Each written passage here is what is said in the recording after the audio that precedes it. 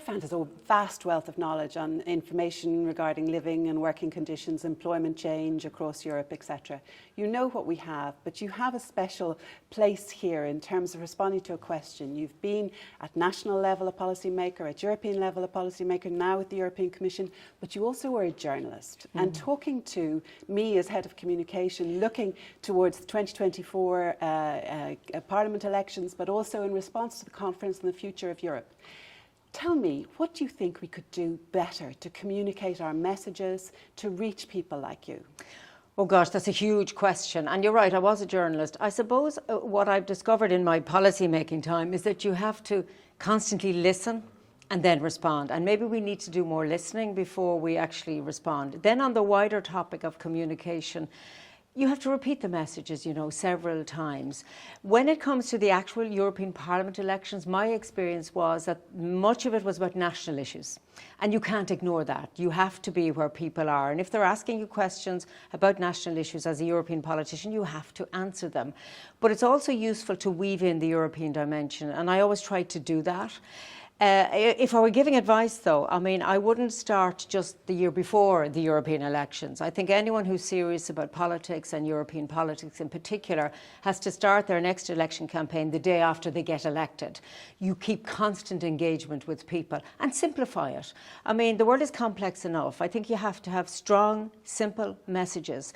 But also, and I can say this now because I've watched this happen over time, debates are much more divisive and rigid, and people are shouting at each other rather than listening to each other. And that doesn't help us, if you like, make progress.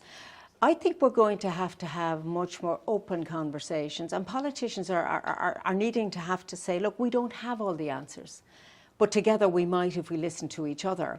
Like on renewables and this transition which we have to make from horrible fossil fuels towards a more renewable future. Everything about renewables isn't easy. Like mining will need to happen in Europe. We need to talk about these things so that people understand that the life and the quality of life we have, which you report on regularly, cannot be maintained in a rosy way. We have to understand that there are hard choices that have to be made. So I think the political debate needs to be grounded, and not that politicians collectively can solve all problems. You can only solve them with society engaged with you.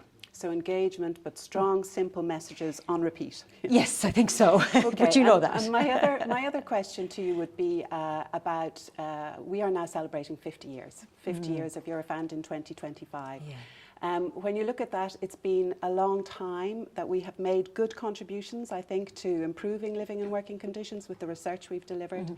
What would you say would be the key areas that we should be looking at to remain relevant to the development of the European Union for the next 50 years? Well, I don't know why you're asking me, because you have all this information. But as you ask, I mean, when I look to the future, I suppose there are things that kind of worry me about trends in digitalisation, trends in service availability, in being able to make contact with somebody.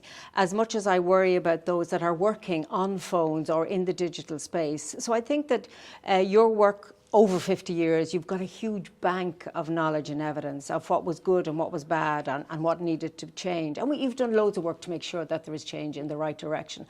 But I'm always of the view that progress isn't a given. And the progress that has been made through your work shouldn't be just pocketed and that you think you can add to it and we keep progressing. Because very often societies move backwards and can do that in a way that wasn't really reflected in the public discourse until it's too late. So I would hope that you would continue to focus on the quality of life aspects, the challenges of demography, and also to democracy, because I think they are linked. The challenges for the EU of 27, given that we have a backdrop of an illegal invasion of a neighbouring country, Russia invasion of Ukraine, the changing demands of society. We're looking to have a more sustainable future. Are people doing what they're saying? So if I say I want to be more environmentally conscious, am I actually following that up in my actions? And if you're not, how can we encourage people to do that? And one of the ways is the financial system, because increasingly a lot of my work is linked to this sustainable and digital future, and trying to channel money towards that, rather than investing it in ways that are not sustainable, in coal or in oil, moving it in another direction. What I would like you to do is, maybe because you are 50, is to look back at the year 1 and year 50, and maybe reflect on the enormous changes for the good. Progress. And maybe also those things that didn't work out like you thought they would. Like, did COVID make for some step backwards or forwards? Are we in this era where younger people will not have a career in one area but multi-careers? And how do they look after their pension provision? How will they ensure that when they do work through whatever number of years in many jobs, that they will have sufficient for when they retire? And I think you need to start talking about that when you're young, not when you're my age, frankly. But look, that's another story. Thank you very much, Commissioner. Thank you. Done. Good. Okay, good.